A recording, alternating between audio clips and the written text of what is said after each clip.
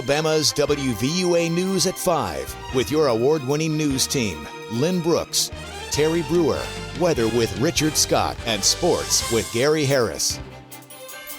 Coming up in home team weather, still mild this Tuesday afternoon, 64 degrees in Tuscaloosa, but much colder air back in the forecast. Really cold stuff by the weekend. Your home team weather is coming up. Stay with us. We have an update on a shooting in Cottondale. Hear what Sheriff Ted Sexton says about people being afraid of retaliation. Also, Tuscaloosa's amphitheater getting ready for a big season of entertainment. Find out what kind of acts you can expect. And we're glad you're with us tonight. I'm Lynn Brooks. And I'm Janie Wallace, and tonight for Terry Brewer. Topping the news, the latest developments in Tuscaloosa County on a shooting that sent 6 people to the hospital. Tuscaloosa County Sheriff Ted Sexton has some strong words for anyone threatening retaliation against the victims. Details now in tonight's top story. It all started late Friday night at Eden's Estates in Cottondale. According to Tuscaloosa Metro Homicide Unit Captain Lloyd Baker, 2 men broke into an apartment, demanded money, then opened fire. 6 people were shot, including one of the suspects. Officials say 3 people are still in the hospital. Authorities say Tavon Raleigh Thomas and Donald Wynn have both been charged in connection with the shootings. They are also charged with robbery, attempted murder, burglary, and assault. Law enforcement officials now beefing up protection of those families. Tuscaloosa County Sheriff Ted Sexton says he will not tolerate any retaliation. I can assure you that if anybody talks about retaliation or is involved in retaliation, that we will use every resource available within the sheriff's office. I feel certain that Tommy Smith will do the same from the DA's office, but we will not tolerate, we will not condone or show any leeway whatsoever if there's any kinds of reprisal in this case, all the way through trial. Investigators say they are also pursuing charges on a third person at the party who was in possession of a firearm with an altered serial number. That is a felony here in the state of Alabama. Sheriff Sexton says there's a potential for federal charges. Of course, we will have more on the story as it develops. Also on your Crime Watch, Tuscaloosa police are still looking for answers in 2 unsolved robberies, and you have the opportunity to help. As we have reported, the first robbery happened Friday afternoon at T&T Hobbies and Coin Shop off of Hargrove Road. The owner tells us a customer asked about a coin, then pulled out a gun and demanded money. And less than 36 hours later, another robbery just around the corner at Arby's. Police say around 8:15 Saturday night, 2 men entered the restaurant, one armed with a shotgun.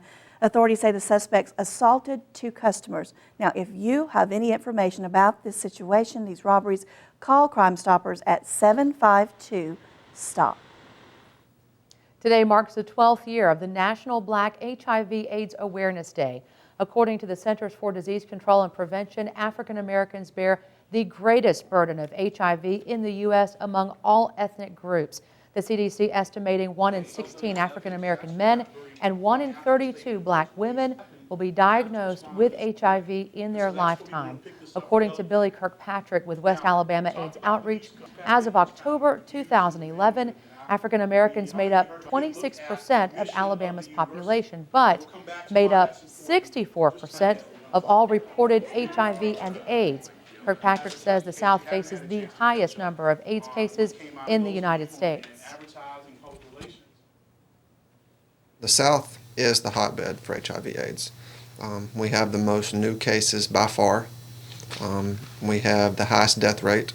And until 3 years ago, we were the only region of the country where the death rate was still going up.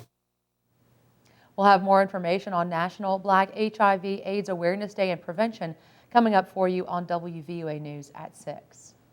New at 5, more than a dozen people have lost their jobs at Bryce Hospital in Tuscaloosa. According to John Ziegler with the Alabama Department of Mental Health, 16 people have been laid off. Ziegler told us the department requested 34 positions to be cut, but only 16 of the slots were actually occupied.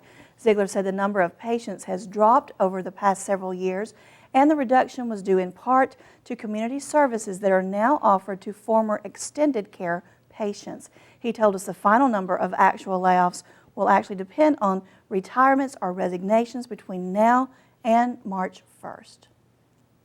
Tuscaloosa's amphitheater is gearing up for a big season.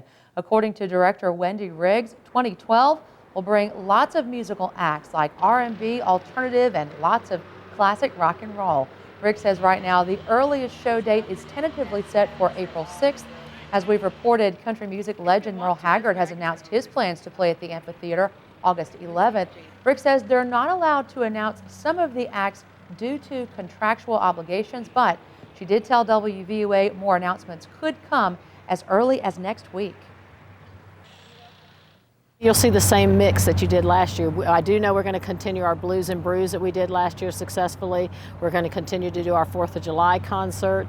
And I wish I could tell you, because it's eating at me, because it's unbelievable. I'm so excited at some of the names. And of course, we will have all those announcements as soon as those are made. In the meantime, you can get the latest information from Tuscaloosa's amphitheater through our website, WVUATV.com. Click numbers and links. WVUA is covering Montgomery, where lawmakers have kicked off the 2012 session. Legislators face a full agenda, including tuning up the state's controversial immigration law and balancing budgets in a difficult year. As we have reported, local delegates told us they plan to also focus on tornado recovery.